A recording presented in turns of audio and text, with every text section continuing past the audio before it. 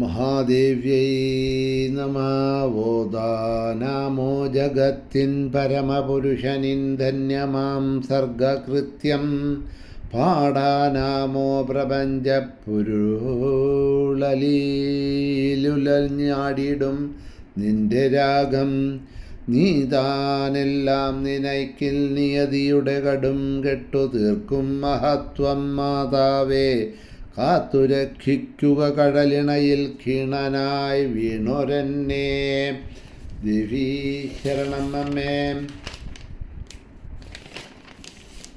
സുപ്രഭാതം, ശുഭദിനം. എല്ലാ ധന്യാത്മാക്കൾക്കും പുലർകാല വന്ദനം. ശ്രീമദ് ദേവി ഭാഗവത നിത്യപാരായണ പരമ്പരയുടെ ഇന്നത്തെ പ്രഭാഷണ വേദിയിലേക്ക് എല്ലാ സജ്ജനങ്ങൾക്കും സുസ്വാഗതം. ശ്രീമദ് ദേവി ഭാഗവതം ഷഷ്ഠസ്കന്ധത്തിൽ 30-ാമത്തെ അധ്യായമാണ് നാം അവലോകനം ചെയ്തുകൊണ്ടിരിക്കുന്നത്. താലധ്വജൻ തൻ്റെ പത്നിയെ വിരഹത്തിൽ വിലപിക്കുന്ന സമയത്ത് അദ്ദേഹത്തിനെ ആത്മജ്ഞാനം കൊടുത്ത് അനുഗ്രഹിക്കുന്ന ശ്രീഹരി അനുഗ്രഹിക്കുന്ന ഭാഗങ്ങളെയാണ് നാം ഇന്നലെ വരെ പറഞ്ഞു നിർത്തിയത്. ഭഗവാന്റെ വാക്കുകളെ കേട്ട രാജാവ് ശ്രീഹരിയെ നമസ്കരിച്ചു. പിന്നെ തൻ്റെ കൊട്ടാരത്തിലേക്ക് മടങ്ങിപ്പോയി. തൻ്റെ രാജ്യത്തെ പുത്രന്മാരെ നൽകി. വിഷയസുഖങ്ങളിൽ വൈരാഗ്യമുണ്ടായി. രാജ്യവും കൊട്ടാരവും എല്ലാം വെടിഞ്ഞ് വാനപ്രസ്ഥനായി സത്സംഗങ്ങളിലൂടെ ആത്മജ്ഞാനം നേടി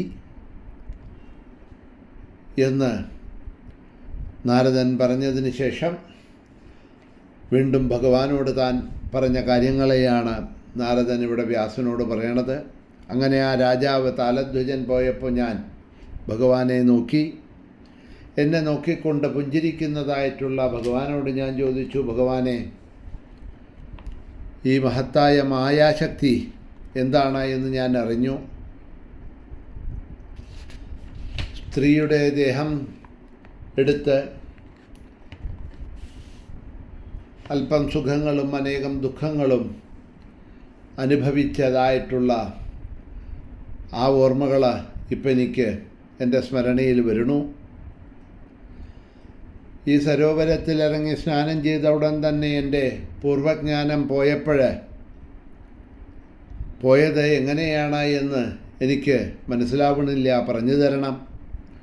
സ്ത്രീരൂപം പ്രാപിച്ച് ഞാൻ മോഹിതയായി തീർന്നു. പൗലോമി ദേവേന്ദ്രനെ സ്നേഹിച്ച പോലെ ഞാൻ ആ താലധ്വജൻ എന്ന രാജാവിനെ ഭർത്താവായി വരിച്ചു. പല സുഖഭോഗങ്ങളും അനുഭവിച്ചു.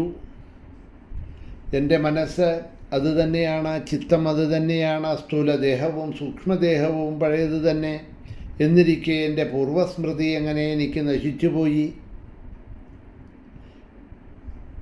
എൻ്റെ ജ്ഞാനമെല്ലാം നശിച്ചുപോയി എന്ന് എനിക്ക് വളരെ വിസ്മയം തോന്നുന്നു.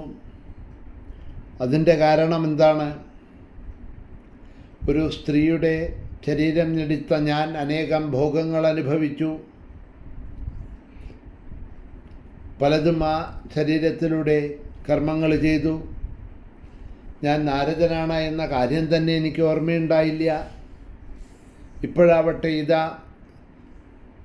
ആ ദേഹം തിരിച്ച് പൂർവ്വദേഹം കിട്ടിയ സമയത്ത് ആ സ്മരണകളൊക്കെ ഇപ്പോൾ ഓർമ്മയുണ്ട്. പക്ഷേ ആ സമയത്ത് ആ സ്ത്രീ രൂപം സ്വീകരിച്ച ആ അവസ്ഥയിൽ എനിക്ക് നാരദനാണ് എന്ന് ഓർമ്മയുണ്ടായില്ല. അതെന്തുകൊണ്ടാണ്? താൻ ശരീരം മാറിയ ഒരു സ്ത്രീയുടെ ദേഹം സ്വീകരിച്ച സമയത്ത് താൻ നാരദനായിരുന്നു എന്നുള്ള ഓർമ്മയോ ആ ജ്ഞാനമോ ഒന്നും തന്നെ ഉണ്ടായില്ല. പക്ഷേ ഇപ്പോൾ വീണ്ടും നാരദനായിത്തീർന്നു. ആ ജ്ഞാനമെല്ലാം ഓർമ്മയിൽ വരുന്നുണ്ട്. താൻ സ്ത്രീ ശരീരമെടുത്തതും അതിലൂടെ അനുഭവിച്ച സുഖദുഃഖാദികളും എല്ലാം ഒന്നു വിടാതെ ഇതാ ഓർമ്മിക്കുന്നുണ്ട്. ഈ വിപരീതമായിട്ടുള്ള ഭാവം എന്തുകൊണ്ട്, എങ്ങനെ ഉണ്ടായി? ഇതാണ് ചോദ്യം. നാരദനാവുമ്പോൾ അതെല്ലാം ഓർമ്മിക്കുന്നുണ്ട്. പക്ഷേ എപ്പോഴാണ് സ്ത്രീയായിട്ട് ഭവിച്ചത്, അപ്പോൾ താൻ നാരദനാണ് എന്നുള്ള ആ ഓർമ്മ ഉണ്ടായില്ല. എന്താണ് ഈ വിപരീതമായിട്ടുള്ള ഈ ഒരു ചിന്തയ്ക്ക് കാരണം എന്ന് ചോദിക്കുകയാണ്. നാരദൻ്റെ വാക്കുകൾ കേട്ട് ഭഗവാൻ മഹാവിഷ്ണു പറയണു, പശ്യ നാരദമായ വിലാസോയം മഹാമതേ ദേഹേഷു സർവജന്തൂനാം ദശാഭേദാഹ്യനേകശ. ഹേ നാരദ, ഇതാണ് മായാവിലാസം എന്ന് മനസ്സിലാക്കിക്കോളൂ. ഓരോ ജീവനും ദേഹത്തിൽ അനേകം അവസ്ഥാഭേദങ്ങളില്ലേ? ഒരേ ശരീരത്തിലുള്ള അവസ്ഥാഭേദങ്ങളാണ് ജാഗ്രത്, സ്വപ്നം, സുഷുപ്തി, തുരീയം എന്നിവ. മറ്റൊരു ദേഹം ലഭിക്കുമ്പോഴും ഈ അവസ്ഥാഭേദങ്ങൾ എല്ലാ ജീവനും ഉണ്ടാവുന്നുണ്ട്. ഉറങ്ങിക്കിടക്കുന്നവൻ ഒന്നും അറിയണില്ല, ഒന്നും കേൾക്കണില്ല, ഒന്നും പറയണില്ല. പക്ഷേ ജാഗ്രത അവസ്ഥയിൽ ഉണരുമ്പോഴാണ് അറിഞ്ഞതെല്ലാം ഓർമ്മിക്കുന്നത്.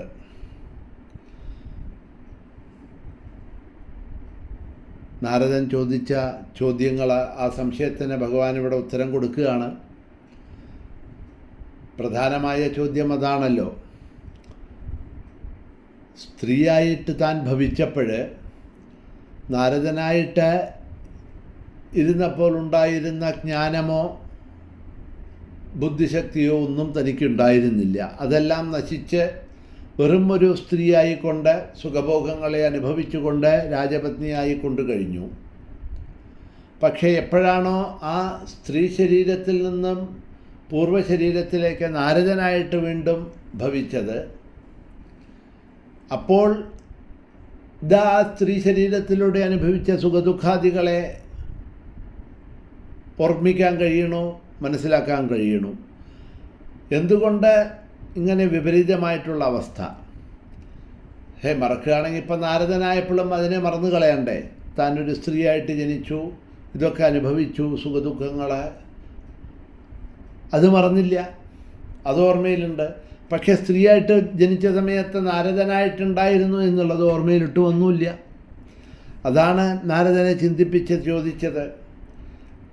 അപ്പോഴാണ് പറയണത്, നാരദ, ഇതാണ് മായാവിലാസം ദേവിയുടെ എന്ന് പറയേണ്ടത്.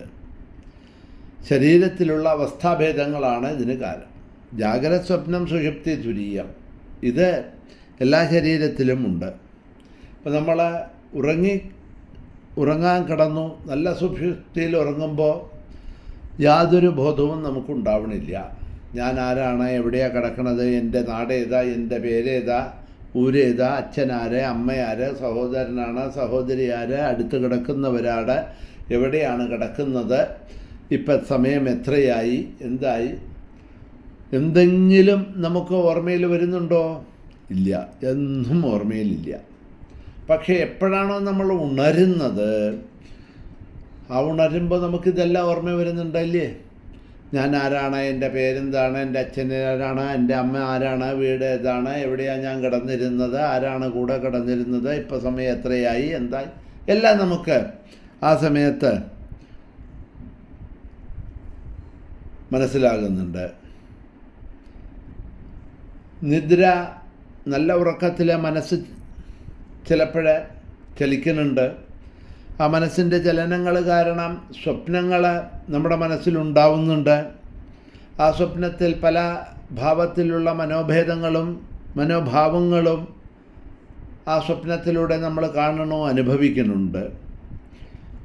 ഉദാഹരണത്തിന് പറഞ്ഞാൽ, ഒരു ആന കുത്തിക്കൊല്ലാൻ വരണു, എനിക്ക് ഓടാൻ പറ്റണില്ല, ഞാൻ എന്താ ചെയ്യുക, എനിക്ക് വേഗമൊന്ന് ഒഴിഞ്ഞു മാറാനൊരു ഇടവും കാണണില്ല എന്നൊക്കെ നമ്മൾ സ്വപ്നം കാണുന്നുണ്ട്. മുത്തശ്ശൻ വീട്ടിൽ വന്നതായിട്ട് സ്വപ്നം കാണണോ, അദ്ദേഹമായിട്ട് സംസാരിച്ചു കൊണ്ടിരിക്കണോ, ഒരുമിച്ചിരുന്ന് ഊണ് കഴിക്കണോ, എന്നൊക്കെ നമ്മളിതാ ആ സ്വപ്നാവസ്ഥയിൽ കാണുന്നുണ്ട്.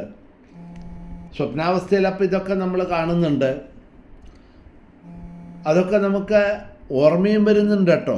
നമ്മളെപ്പോഴാണോ ഉണരുന്നത് ആ അവസ്ഥയിൽ നമുക്ക് അതെല്ലാം ഓർമ്മയിലും നമുക്ക് വരുന്നുണ്ട് എന്നുള്ളതാണ്. എന്തായാലും ആ ഭാഗങ്ങൾ കുറച്ചും കൂടി നമുക്ക് അവലോകനം ചെയ്യാനുണ്ട്. ഇന്ന് സമയമായതുകൊണ്ട് നാളെ അവലോകനം ചെയ്തു കൊണ്ടുപോകാം.